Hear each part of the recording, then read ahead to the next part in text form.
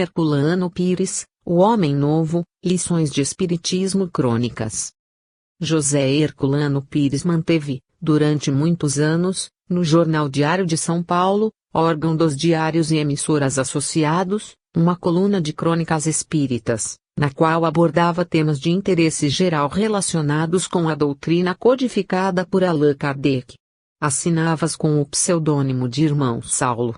Nesta obra estão reunidas 39 das mais interessantes crônicas do autor, publicadas entre os anos 1969 e 1970.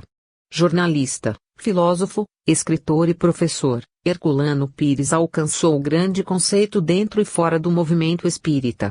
Sua produção literária ultrapassa os 80 títulos, alguns deles constituem-se verdadeiras obras filosóficas. Herculano dedicou a maior parte de sua existência em favor da doutrina espírita, seja buscando interpretá-la com fidelidade, seja defendendo-a dos ataques dos adversários. Vamos deixar os espíritos em paz? O rapaz havia chegado da URSS, da Bulgária, do Congo, de Calcutá e de Paris. Fizeram um estagiozinho em Cuba para ver com os olhos o caso do racionamento de açúcar.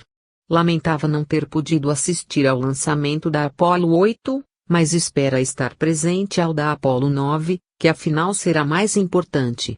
A certa altura não se conteve e me perguntou, com um brilho irônico nos olhos: depois de tudo o que vi, meu caro, pergunto a você o que vamos fazer dos espíritos. Não há mais lugar para eles. O mundo é dos homens de carne e osso. Os mortos são enterrados. Os 4 companheiros de mesa despejaram sobre mim uma rajada de riso e piadas. Um deles repetiu: como é, o que vamos fazer com os espíritos? Ri também e respondi com outra pergunta: o que vamos fazer com a morte? A gargalhada geral quase tonteou-me. O rapaz cosmopolita respondeu: ora, a morte. Problema solucionado, 7 palmos de terra ou forno crematório. Lembrei-lhes: então, os russos já se tornaram campeões em experiências de telepatia, os americanos acham que a mente e o pensamento não são físicos, materiais, os ingleses, teoria dos psícons de Watley Carrington, experiências de Sual com voz direta, a Prince e a sobrevivência da mente após a morte do corpo, etc., encaram cientificamente o problema da sobrevivência. E mais, os físicos de hoje, como afirma Rini, já não acreditam no exclusivismo de força em matéria, e por sinal que tratam de antimatéria, antiátomo e até de anti-universo. Não foi água, mas gasolina na fervura. Partimos para a gritaria e não foi mais possível colocar uma só palavra no seu lugar. Mas uma coisa ficou positivada: todos aqueles rapazes para a frente havia 2 coroas, não entendiam patavina das questões que propunham. Mesmo o rapaz cosmopolita, que tanto viajara e tanto vira, nada aprendera da verdadeira situação cultural do momento. Jogavam com slogans, com ideias feitas, com muita vontade de fazer barulho e principalmente de parecer diferentes. A ordem era essa: dar contra nos quadrados. E eu, com os meus espíritos, era seguramente o representante da classe renegada, da geração obturada. Quando saímos dali, o rapaz cosmopolita me acompanhou. A sós, podemos conversar melhor. E ele arregalou os olhos quando eu lhe disse: os espíritos são uma das forças da natureza. Não são almas do outro mundo. Não estão no céu em contemplação eterna nem no inferno ou por aí, como vocês dizem, a infernizar os mortais. Os espíritos dos mortos são criaturas humanas, como eu e você, simplesmente transferidas, pela morte, de um plano da matéria para outro. Nós, espíritas, não andamos perturbando essa gente do além, como vocês pensam. Essa gente está aqui mesmo e além daqui. É gente que possui corpo material, o perispírito, que os antigos chamavam de corpo espiritual. Gente que se interessa por nós e que vive se comunicando conosco desde que o mundo é mundo. Se isso é assim, ainda posso pensar na coisa, respondeu pensativo. Mas sempre me disseram o contrário. Que os espíritos são almas do outro mundo, fantasmas, superstições e nada mais. E que vocês, espíritas, vivem embrulhados nessas ideias e dialogando com o que não existe. Andou uns passos em silêncio e rematou: se você me provar que isso é assim, que eu posso dar uma espiadinha nessa gente, sou capaz de mudar de ideia. Olhe, veja se me arranja uma sessão de materialização, mas das boas. Sabe? Sou capaz de me meter nesse embrulho. Entre o negativismo e a crendice, o equilíbrio espiritual do homem. Fragilidade das posições extremas do espírito, fixação da mente no torvelinho do mundo material ou das convenções religiosas, a luta espírita pelo esclarecimento espiritual do homem. A vida perde o seu sentido, a sua significação, a sua razão de ser, quando o homem se afasta da compreensão espiritual, buscando no mundo material a única explicação das coisas. O chamado homem prático dos nossos dias, inteiramente imerso nos problemas imediatos, funciona como uma máquina. Está muito próximo da concepção cartesiana dos animais, corpos em atividade mecânica, sem alma. Se em meio desse funcionamento inconsciente a que se entrega, alguma desgraça lhe ocorrer, os horizontes se fecharão ao seu redor. Nenhuma perspectiva lhe restará. E é por isso que, em geral, o homem prático, atingido por um golpe arrasador, recorre ao suicídio. Mas, se o materialismo da vida prática é perigoso, também é o materialismo teórico, intelectual, equivalente a uma cegueira mental, que não permite ao homem divisar os contornos da realidade.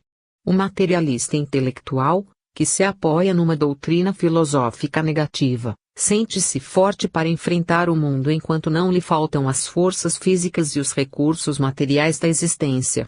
Uma ideia, como bem acentua Annie Besant em sua autobiografia, o sustenta nas duras lutas da vida, a ideia da dignidade intrínseca do ser humano, que deve manter-se digno pela própria dignidade, sem esperar qualquer recompensa por isso.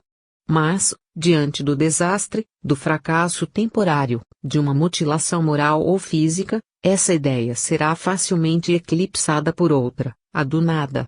Por outro lado, no reverso da medalha, a crendice do religiosismo comum não é menos perigosa que o materialismo. O homem que cresce em indagar, sem compreender nem querer compreender, apegado a crenças que lhe impuseram através da tradição, está sujeito às mesmas dolorosas surpresas daquele que não crê. A fé pela fé é tão insegura quanto a dignidade pela dignidade, a que acima aludimos. Tanto para uma, como para outra, a mente humana exige uma base racional. Fé cega e dignidade cega são frágeis como peças de vidro. Ambas podem quebrar-se com a maior facilidade, ante os golpes da vida. Porque numa como noutra o homem está preso a um ponto de vista estreito, sem a visão global do processo da vida, que lhe daria compreensão e coragem para enfrentar a luta em qualquer circunstância. Ateísmo e crendice são os dois extremos perigosos da condição humana. E tanto assim, que ambos descambam para as soluções extremas, com a maior facilidade, não somente no plano individual, mas também no coletivo. Os crimes do fanatismo religioso e do fanatismo materialista enodoam a história humana. Porque tanto à descrença absoluta como à crendice beata faltam as luzes do verdadeiro esclarecimento espiritual, da verdadeira ligação do homem com o sentido da vida. O materialismo age como um imã, fixando a mente no torvelinho da matéria. A crendice fanática faz a mesma coisa com os convencionalismos religiosos, em cujo redemoinho de cerimônias e dogmas prende a mente subjugada. Daí as terríveis contradições que assinalam a história da religião, com os dramas cruéis do fanatismo. Foi por isso que Kardec escreveu, em O Evangelho segundo o Espiritismo, esta legenda de luz: só é inabalável a fé que pode encarar a razão face a face, em todas as etapas da humanidade. É por isso que o Espiritismo insiste na necessidade do esclarecimento permanente da razão para os problemas da fé. Combatendo o materialismo, com as próprias armas deste, através da observação e da experimentação científicas, o Espiritismo combate, por outro lado, o religiosismo cego, a aceitação fanática de princípios religiosos. Não combate nenhuma religião, mas combate o fanatismo religioso. E nesse combate não usa jamais as armas da impiedade, porque suas armas são o esclarecimento através da pesquisa, do estudo e da exposição da verdade. Ajudar o homem a se equilibrar na posição justa do espiritualismo esclarecido, para que o mundo seja melhor e mais belo, é a missão do espiritismo neste período difícil da evolução terrena. A lei se fez nosso pedagogo para nos conduzir até o Cristo. Uma frase de Paulo aos Gálatas define a evolução religiosa do homem das religiões primitivas à lei dos judeus e ao cristianismo. O estudo das religiões só pode ser realizado de maneira fecunda à luz dos princípios espíritas. Se encararmos o fenômeno religioso do ponto de vista de qualquer das religiões hoje dominantes no mundo, seremos forçados a uma atitude parcial, que não nos deixará chegar a uma conclusão objetiva. Se o encararmos do ponto de vista de qualquer das escolas filosóficas em voga, ou das antigas, ou se o tratarmos à luz da sociologia e da etnologia, ou mesmo da antropologia cultural, chegaremos a conclusões destituídas de sentido espiritual. A religião será vista apenas no seu aspecto formal, objetivo.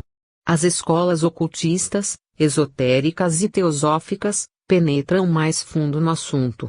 Não obstante, apresentam concepções nem sempre admissíveis à luz da razão. Os estudos de religiões comparadas são praticamente formais, e as filosofias espiritualistas, mesmo a de Bergson, que lança maior quantidade de luz sobre o assunto, param no momento exato em que mais deviam avançar. O espiritismo, combinando a razão e a intuição, a observação objetiva e a subjetiva, os métodos de pesquisa e observação da ciência e os métodos próprios de indagação espírita, abrange na sua concepção todo o panorama do fenômeno religioso. Precisamente em virtude dessa capacidade de amplitude da visão espírita, muitos estudiosos da doutrina se recusam a admiti-la como uma manifestação cristã. Habituados a encarar o cristianismo como uma simples forma de religião, pensam que o qualificativo de cristão estabelece limites à interpretação espírita do fenômeno religioso. Não obstante, os que têm aprofundado o assunto são unânimes, a partir de Kardec e Denis, em reconhecer que a condição cristã é indispensável ao espiritismo, para que ele realmente seja a doutrina ampla que é. O cristianismo, analisado em espírito e verdade, não é uma forma estreita de crença, mas uma forma ampla de compreensão. Na sua apreciação do fenômeno religioso, o espiritismo começa, desde Kardec, por admitir que o desenvolvimento religioso do homem atingiu, com o cristianismo, um dos seus momentos decisivos. Cristo não foi apenas um marco entre dois mundos, mas também e sobretudo a expressão mais alta da evolução espiritual do homem e o orientador do seu desenvolvimento futuro. Pouco importa que, no processo histórico, o cristianismo tenha sido submetido a injunções temporais, e aparentemente perdido a sua força transformadora. A própria história nos mostra que ele nunca pôde ser completamente submetido, e que, no momento previsto pelo próprio Cristo, conseguiu romper todas as amarras da tradição e mostrar-se novamente na sua verdadeira natureza. À semelhança do próprio Cristo, o cristianismo ressuscitou, depois de haver descido ao sepulcro e às regiões inferiores. O Espiritismo nos mostra a evolução religiosa do homem como um lento processo, que vem do animismo e fetichismo primitivos até as formas complexas de religiões da antiguidade, com sua multiplicidade de deuses e de fórmulas, suas hierarquias sacerdotais e seus sistemas aparatosos de cultos. Depois, num estágio mais adiantado, aparece a religião monoteísta dos judeus, embora ainda apegada a fórmulas pagãs, inclusive no tocante aos rituais sangrentos do sacrifício. Por fim, surge o cristianismo, com seu espírito de liberdade, que o apóstolo Paulo exalta em suas epístolas. O cristianismo é a espiritualização da religião. Liberta do culto formalista, da exterioridade, da organização social. Liberta-a da lei, como ensina Paulo, advertindo aos Gálatas, 23 e 24, que a única função da lei foi a de pedagogo, para conduzir-nos à liberdade em Cristo. Como vemos, O cristianismo surge no curso da evolução religiosa como um momento de emancipação espiritual do homem. Depois, submerge também no oceano de fórmulas sacramentais e sistemas dogmáticos a que a mente humana se habituara através dos tempos. Mas, no meio de todas as exterioridades, conserva a sua força interior, até o momento anunciado pelo Cristo, segundo o Evangelho de João, em que teria de ser restabelecido. O Espiritismo aparece, então, como a verdadeira renascença cristã, na expressão feliz de Emmanuel. Sua missão é completar a obra do Cristo, libertando a religião dos compromissos exteriores e instaurando na terra aquele reinado do Espírito de que Jesus falou à mulher samaritana. Resignação espírita. Uma das acusações que se fazem ao Espiritismo é a de levar o homem ao conformismo. Os espíritas se conformam com tudo, escrevem-nos e dessa maneira acabarão impedindo o progresso, criando entre nós um clima de marasmo, favorável às tiranias políticas do Oriente. A ideia da reencarnação é o caldo de cultura do despotismo, pois as massas crentes se entregam a qualquer jugo. Muitos confundem a resignação espírita com o conformismo religioso. Mas, contraditoriamente, acusam o espiritismo e não acusam as religiões. Por outro lado, tiram conclusões teóricas de fatos que podem ser observados na prática. A ideia da reencarnação não é nova, não nasceu com o espiritismo, e não precisamos teorizar a respeito, pois temos toda a história da humanidade ante os olhos, para nos mostrar praticamente os seus efeitos. Vamos, entretanto, por ordem. E tratemos, primeiro, da resignação e do conformismo. A resignação espírita decorre, não de uma sujeição místico-religiosa a forças incontroláveis, mas de uma compreensão do problema da vida. Quando o espírita se resigna, não está se submetendo pelo medo, mas apenas aceitando uma realidade à qual terá de sujeitar, exatamente para superá-la, para vencê-la. Não é, pois, o conformismo que se manifesta nessa resignação, mas a inteligente compreensão de que a vida é um processo em desenvolvimento, dentro do qual o homem tem de se equilibrar. Acaso não é assim que fazemos todos, espíritas e não espíritas, em nossa vida diária? O leitor inconformado não é também obrigado, diariamente, a aceitar uma porção de coisas a que gostaria de furtar-se. Mas a diferença entre resignação ou aceitação, de um lado, e conformismo, de outro, é que a primeira atitude é ativa e consciente, enquanto a segunda é passiva e inconsciente. O Espiritismo nos ensina a aceitar a realidade para vencê-la. Se a doença o acossa, dizem o espírita entende que está sendo vítima do fatalismo kármico, do destino irrevogável.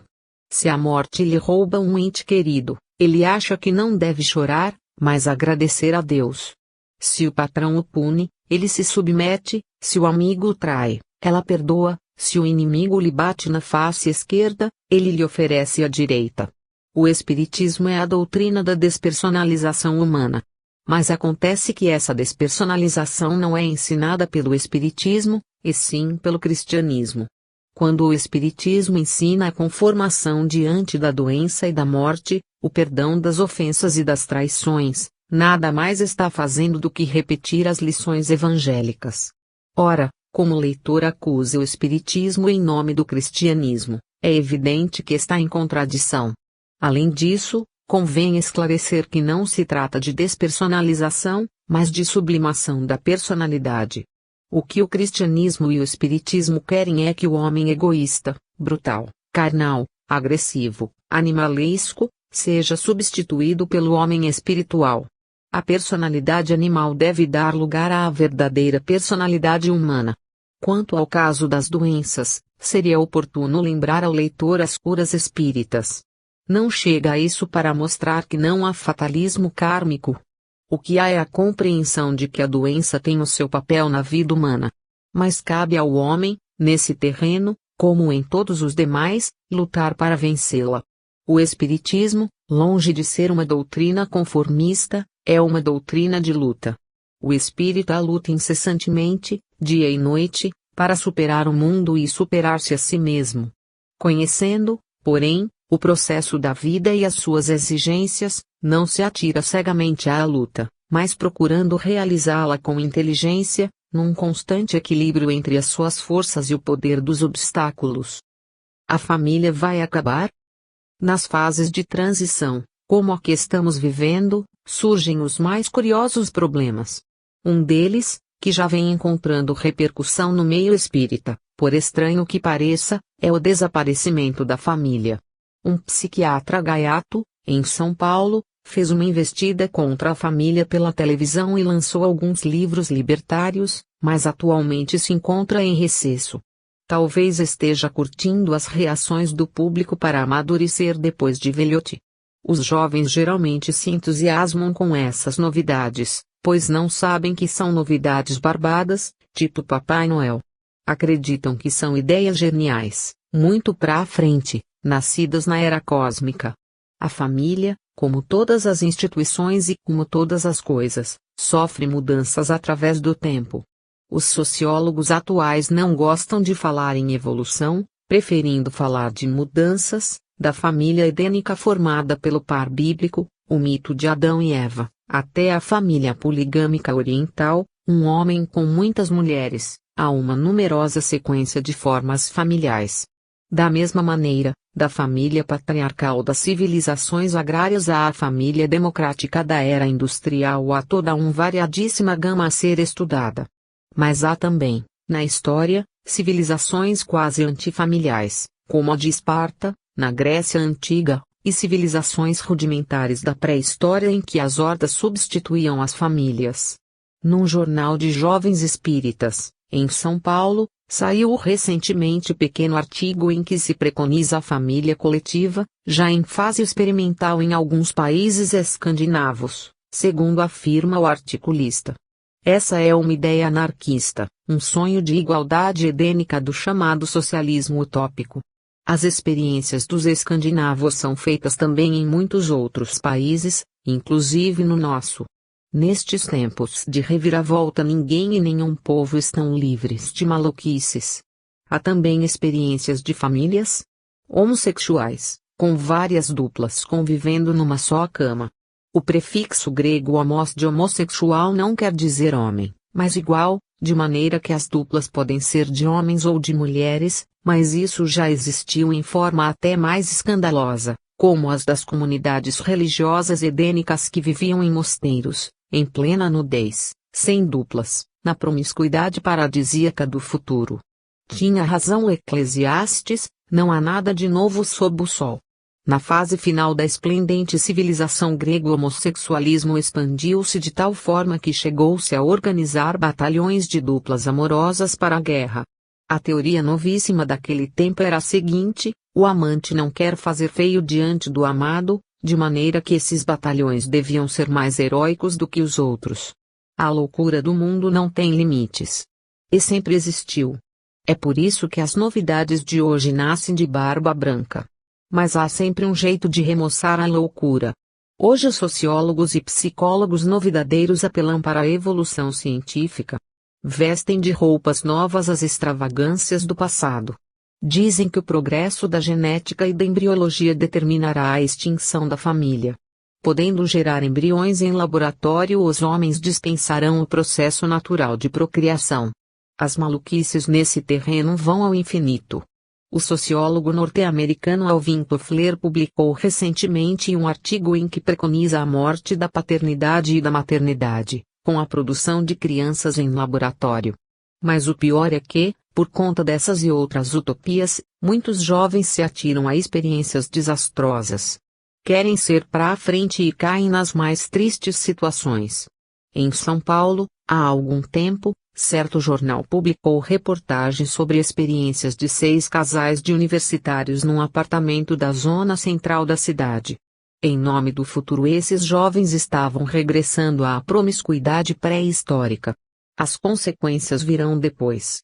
Não se trata de consequências físicas, já por si suficientes para criar embaraços numerosos, mas principalmente de consequências morais. Esses jovens acreditam numa nova moral, mas não sabem ainda que a moral nova do futuro não se faz de retrocessos.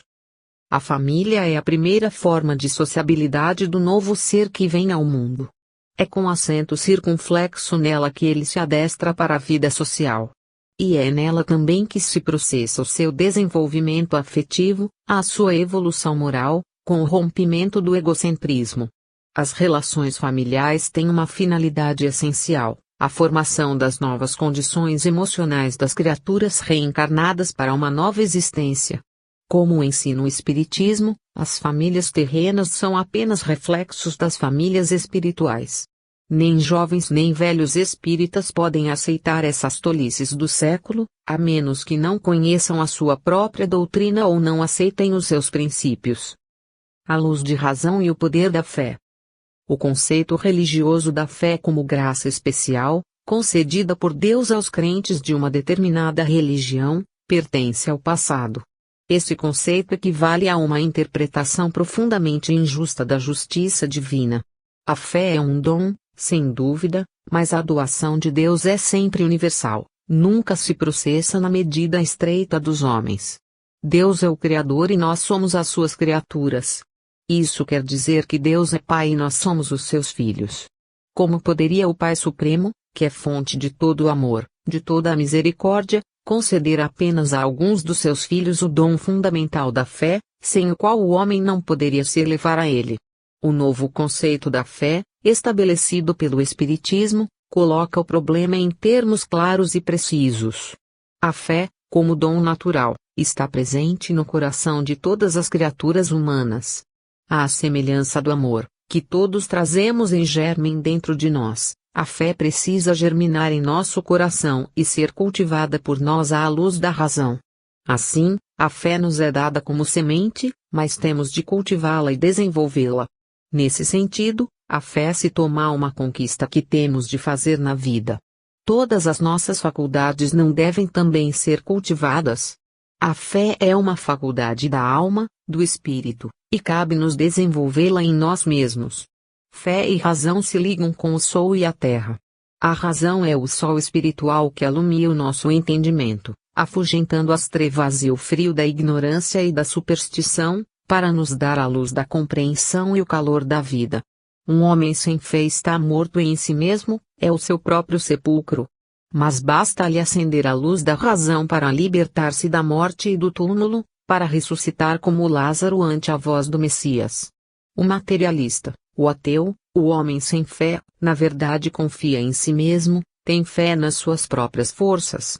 É como o peixe das profundezas, que sabe dominar a água mas ainda não conhece a luz do sol. A fé humana que o sustenta nas lutas diárias da vida vai se abrir na fé divina que lhe mostrará o esplendor das estrelas. A luz da razão, à semelhança da luz solar, fará germinar e crescer o poder da fé em seu coração. Ninguém se perde, ninguém está condenado para sempre. A justiça de Deus se cumpre no íntimo de nós mesmos, porque Deus está em nós, presente em nós na misericórdia das suas leis. O homem novo. Para construir um mundo novo precisamos de um homem novo. O mundo está cheio de erros e injustiças porque é a soma dos erros e injustiças dos homens. Todos sabemos que temos de morrer, mas só nos preocupamos com o viver passageiro da terra. Por isso, a humanidade desencarnada que nos rodeia é ainda mais sofredora e miserável que a encarnada a que pertencemos.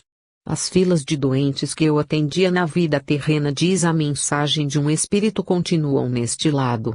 Muita gente estranha que nas sessões espíritas se manifestem tantos espíritos sofredores.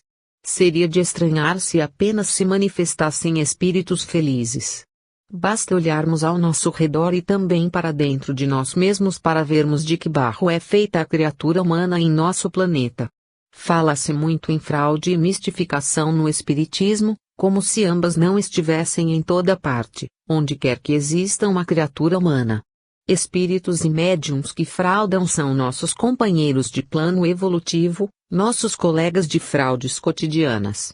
O Espiritismo está na Terra em cumprimento à promessa evangélica do Consolador, para consolar os aflitos e oferecer a verdade aos que anseiam por ela. Sua missão é transformar o homem para que o mundo se transforme.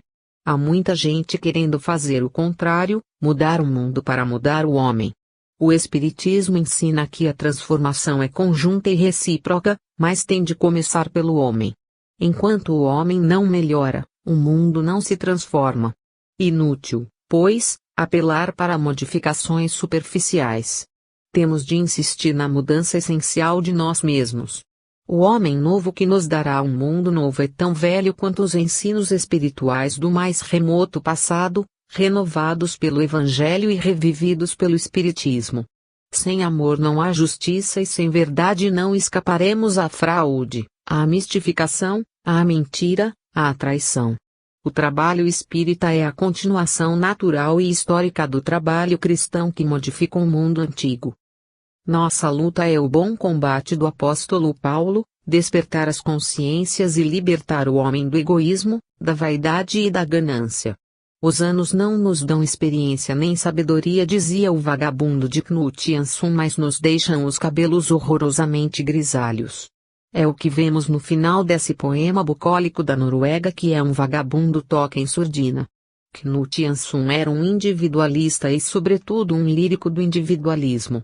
Mas o homem que se abre para o altruísmo sabe que as verdades do indivíduo são geralmente moedas falsas, de circulação restrita. A verdade maior ou verdadeira é a que nasce do contexto social, da usina das relações, onde o indivíduo se forma pelo contato com os outros. Os anos não trazem apenas os cabelos brancos, trazem também a experiência, mestra da vida, e com ela a sabedoria. E no dia a dia da existência que o homem vai modelando aos poucos a sua própria argila, o barro plástico de que Deus formou o seu corpo na terra. Cada idade, afirmou Leon Denis, tem o seu próprio encanto, a sua própria beleza. É belo ser jovem e temerário, mas talvez seja mais belo ser velho e prudente, iluminado por uma visão da vida que não se fecha no círculo estreito das paixões ilusórias. O homem amadurece com o passar dos anos. A vida tem as suas estações, já diziam os romanos. À semelhança do ano, ela se divide nas 4 estações da existência que são, a primavera da infância e da adolescência, o verão da mocidade e o outono da madureza e o inverno da velhice.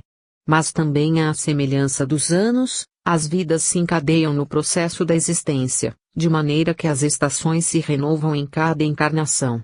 Viver, para o individualista, é atravessar os anos de uma existência. Mas viver, para o altruísta, é atravessar as existências palingenésicas, as vidas sucessivas, em direção à sabedoria. O branquear dos cabelos não é mais do que o início das nevadas do inverno. Mas após cada inverno voltará de novo a primavera. A importância dos anos é, portanto, a mesma das léguas numa caminhada em direção ao futuro. Cada novo ano que surge é para nós, os caminheiros da evolução, uma nova oportunidade de progresso que se abre no horizonte. Entremos no ano novo com a decisão de aproveitá-lo em todos os seus recursos.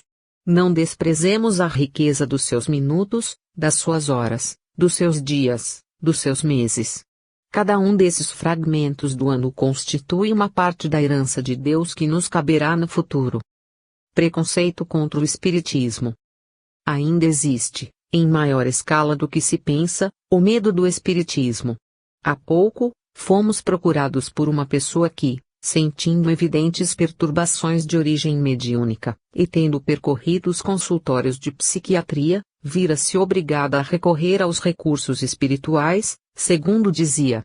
Quando soube que não estava tratando com um espiritualista, mas com um espírita, assustou-se de tal maneira, que viu-se forçada a confessar o seu medo. Se eu soubesse que o senhor era espírita, declarou, não o teria procurado. A verdade é que, apesar disso, acabou se convencendo de que o espiritismo poderia ajudá-la, e mais tarde tornou-se espírita. Mas não foi muito fácil arrancar-lhe da mente o pavor doente que lhe haviam infundido. Sacerdotes, pessoas da família, amigos e médicos, todos haviam contribuído para que o medo se enraizasse em sua alma. Terrível medo, que a desviava da única solução possível para seu problema.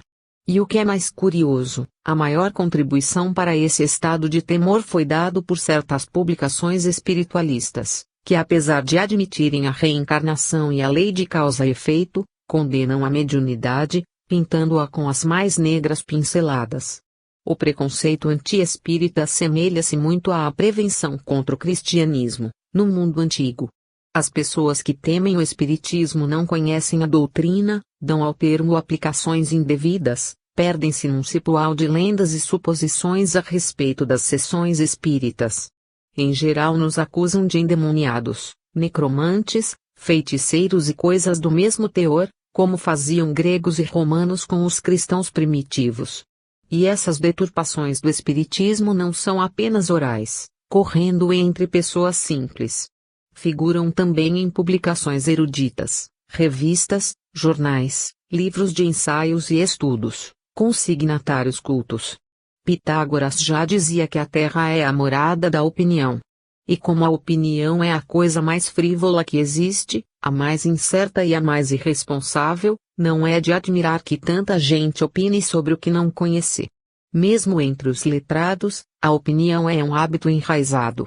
Mas é evidente que, quando se trata de uma doutrina espiritual, esposada por tantos homens de projeção no mundo das ciências e do pensamento, em todo o mundo, as pessoas de cultura, ou mesmo de mediana cultura, deviam ter mais cautela ao se manifestarem a respeito. Porque se é livre o direito de opinar, não é menos livre o direito de se julgar o senso de responsabilidade de quem opina. O maior motivo de temer do espiritismo é o próprio temor. Ou seja, é a covardia humana, essa terrível covardia que faz os homens estremecerem de horror diante do perigo de mudarem de posição diante da vida e do mundo.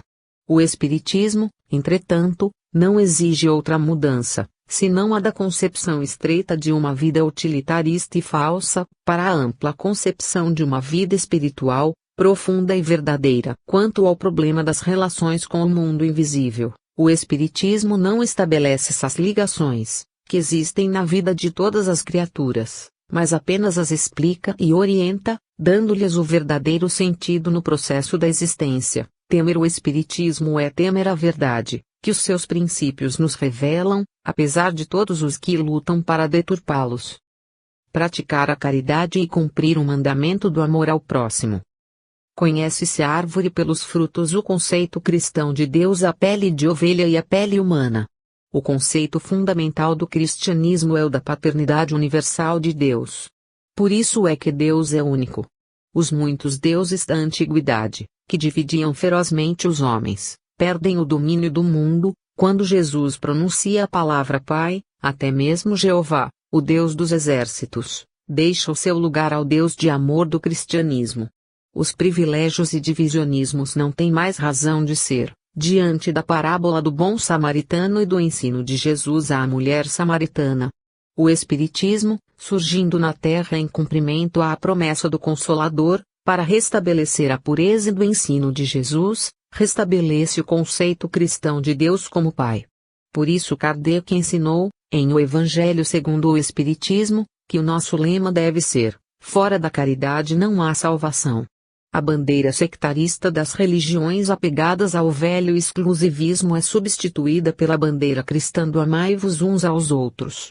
Kardec chega mesmo a esclarecer que não devemos dizer, fora da verdade não há salvação, porque cada qual interpretando a verdade a seu modo, esse lema serviria para perpetuar na Terra as lutas religiosas, que são a própria negação da religião. A caridade, pelo contrário, a todos une e a ninguém condena, como ensinou o apóstolo Paulo. Lemos, entretanto, num pequeno e agressivo artigo contra o espiritismo, esta curiosa afirmação: a pele de ovelha do espírita é a caridade. Fazer o bem e praticar a caridade. O articulista entende que os espíritas fazem a caridade para perder as almas. São instrumentos do demônio, mas usam as armas do amor. Se ao menos fingissem que fazem a caridade, ainda se compreenderia. Mas não. Em vez de fingir, praticam mesmo a caridade e fazem o bem. E nisso está o seu terrível disfarce. Tanto mais terrível, quanto Jesus ensinou que só podemos conhecer a árvore pelos frutos. A preocupação do articulista transparece logo mais, quando ele acrescenta que os espíritas usam nomes de santos nos centros, expõem imagens e fazem orações, para enganar os incautos. Quer dizer que tudo isso só teria uma finalidade: afastar os filhos de Deus do verdadeiro caminho.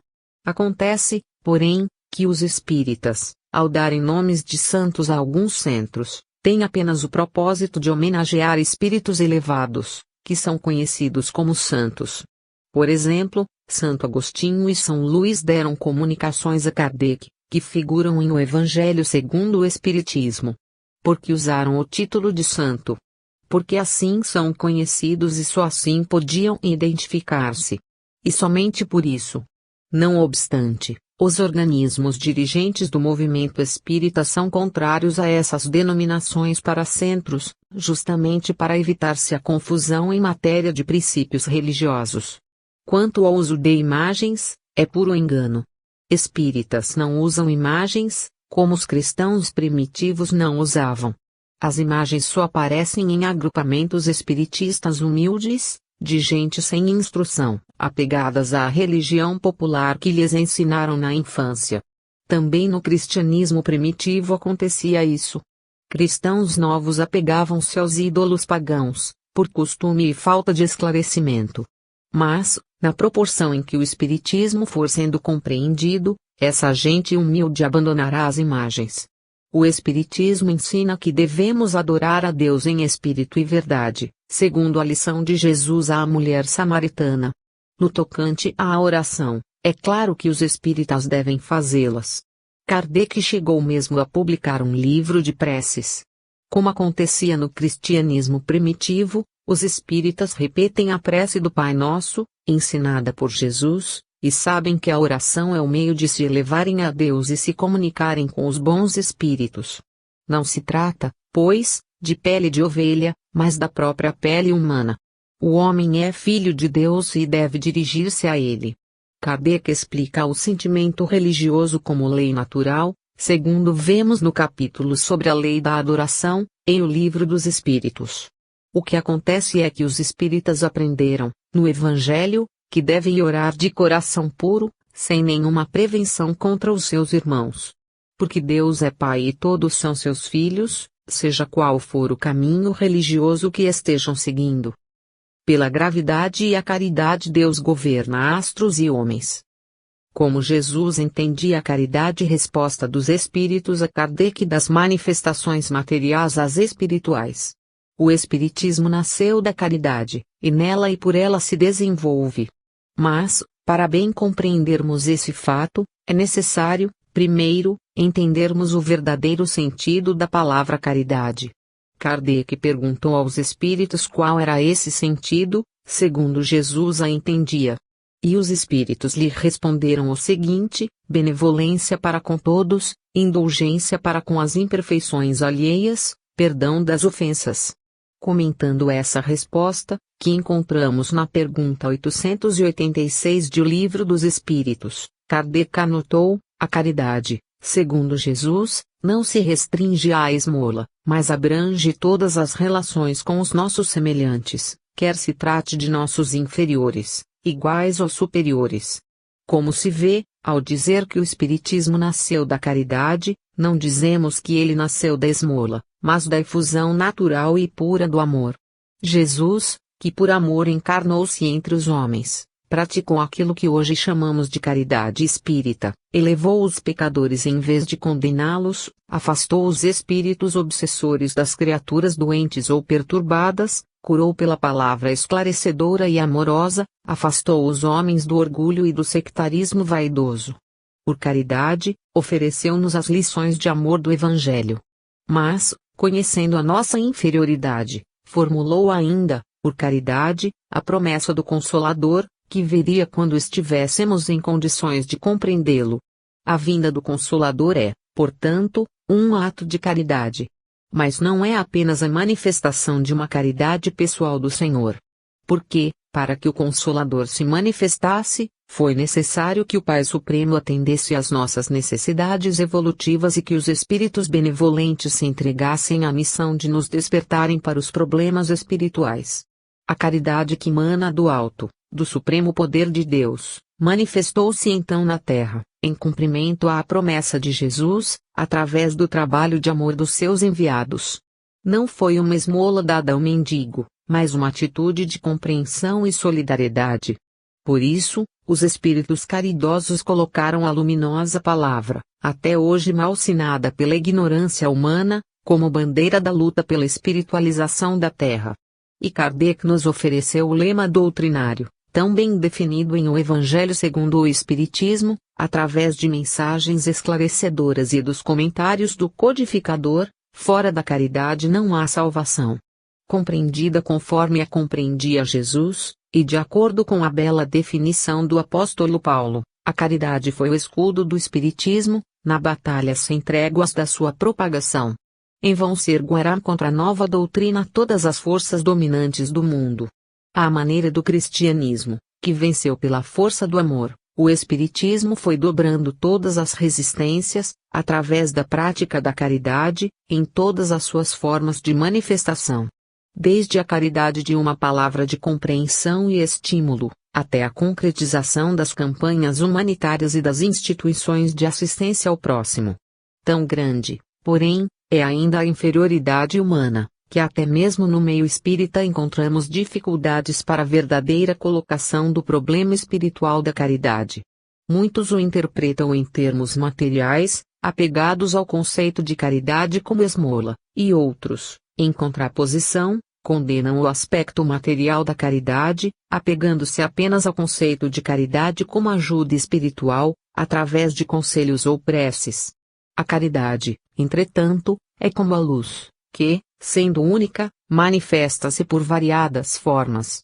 Na mensagem de Vicente de Paulo, que encontramos no item 889 de O Livro dos Espíritos, lemos o seguinte: amai-vos uns aos outros, eis toda a lei, divina lei pela qual Deus governa os mundos.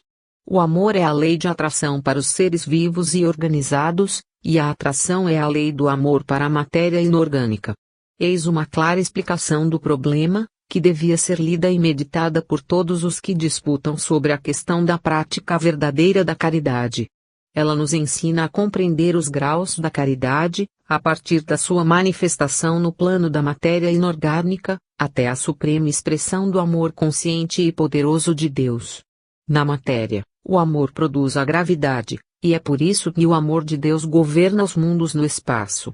No espírito, o amor produz a caridade, que se manifesta em benevolência, indulgência, perdão e amparo. Graças às manifestações da caridade, Deus governa os homens na vida social, e os eleva da terra aos céus. E assim como a caridade tem o seu equivalente no plano material, é natural que tenha, no plano do espírito manifestado na matéria, as suas formas materiais de manifestação, da qual a esmola é a mais humilde. Distribuir recursos aos pobres, dar esmolas, ou construir abrigos, asilos, hospitais, orfanatos, são formas objetivas da caridade, que enobrecem quem as pratica, mas nunca devem ser motivos de orgulho e vaidade. Porque as formas objetivas são meios de conduzir nosso espírito às manifestações mais puras da caridade, que constituem suas formas subjetivas. Se em vez de utilizarmos aquelas como meios, delas nos servirmos como fins, interrompemos o processo natural do desenvolvimento da caridade em nós mesmos, e acabamos por destruir os germes divinos em nossos corações. É por esse motivo que fundadores e diretores de instituições caridosas acabam, muitas vezes, necessitando de caridade. Se quisermos, pois, que o Espiritismo se desenvolva através da caridade, único meio pelo qual ele realmente pode desenvolver-se, não esqueçamos que caridade é, antes de mais nada, benevolência, indulgência e perdão. Mas não esqueçamos também que essas três virtudes, para serem bem praticadas, devem ser compreendidas em si mesmas, pois há quem as confunda com as formas contraditórias da falsa tolerância e da displicência moral. Em tudo, como aconselhava Kardec, precisamos usar o crivo da razão. A caridade e a filantropia nos ensinamentos de Jesus. Uma resposta do Mestre aos fariseus: fazer o bem para salvar-se e fazê-lo por amor à caridade não se ensoberbece. A última novidade, na luta contra o espiritismo, é a descoberta de que os espíritas não praticam a caridade, mas apenas a filantropia. A caridade exige o amor a Deus, a pureza da fé, e elevação espiritual.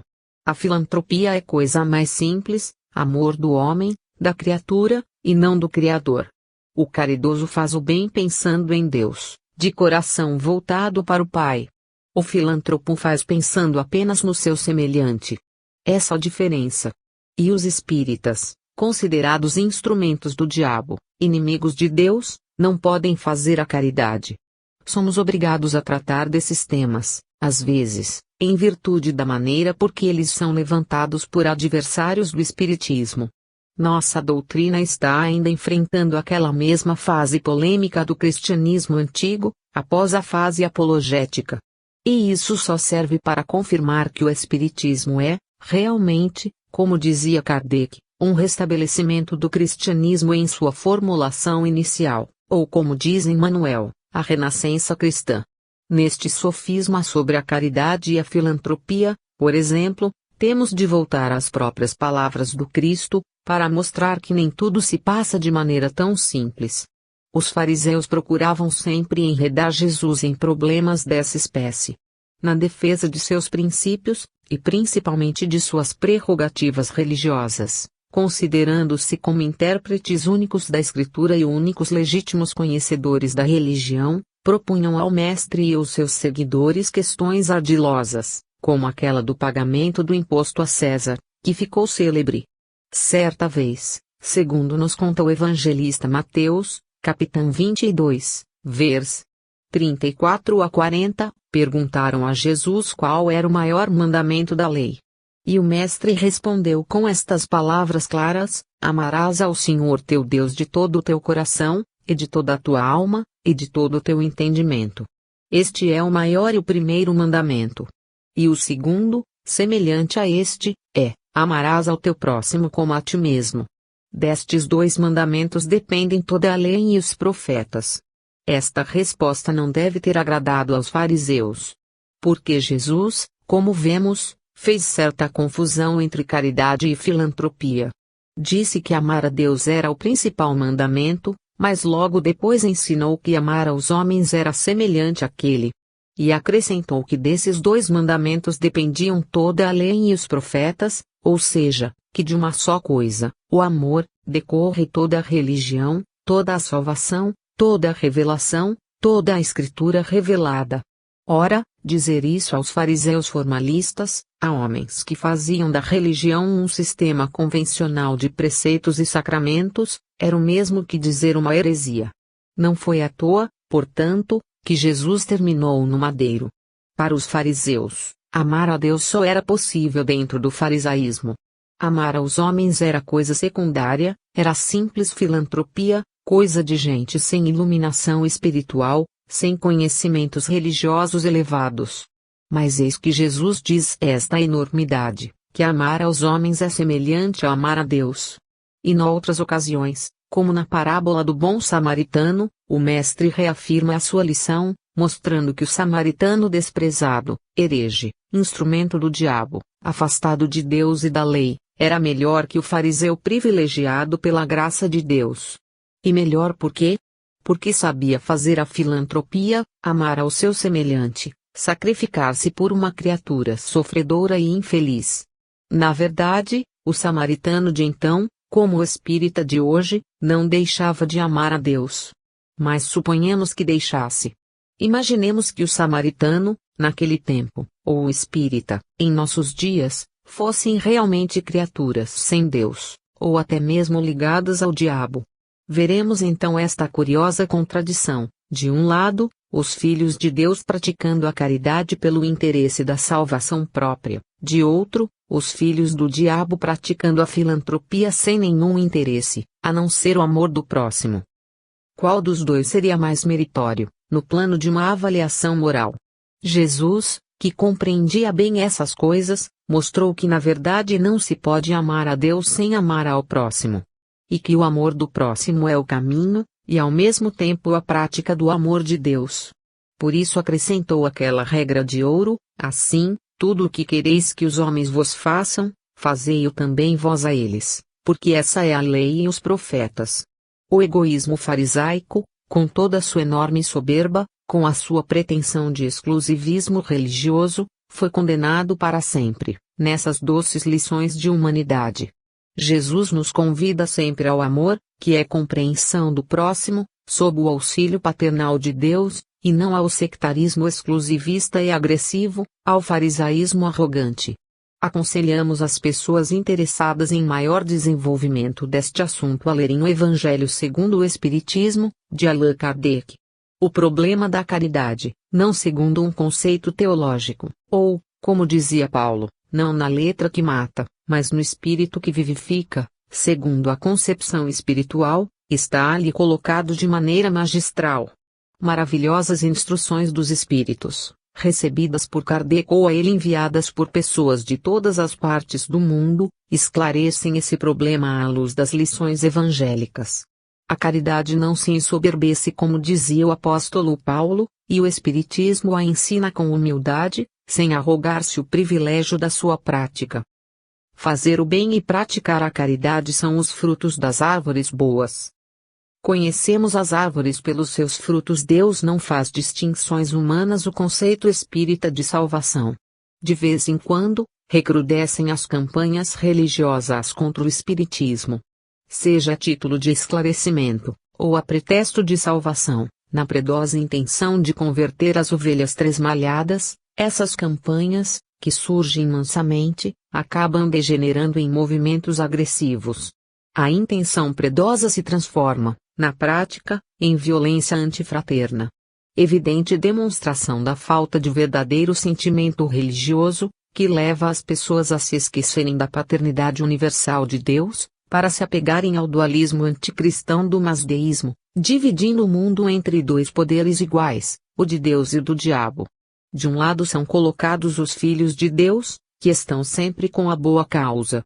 De outro, os do diabo, que usam sempre de artimanhas para perderem as almas.